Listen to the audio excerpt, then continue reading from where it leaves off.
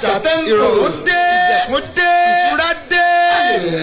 ń bá lọ́wọ́ òtẹ́rù bá tí ètò náà ló mú lọ́wọ́ o.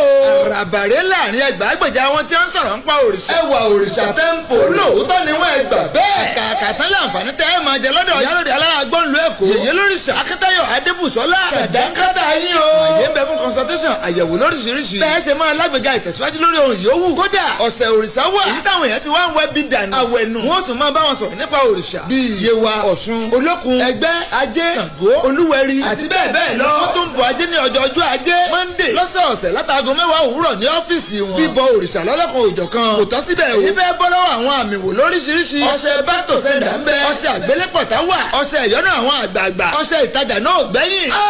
Ìyálóde alára gbọ́nlu Èkó. èyí lóríṣà Akíntayọ̀ Adébùsọ́lá. hello 0905-865-7007 0905-865-7007. Ìyálóde alára gbọ́ Lagos State. Facebook ẹwà òrìṣà ní mí. email oluyemirosin84@gmail.com. ẹwà òrìṣà tẹ́ḿpò. ọ̀rẹ́ yèyé o.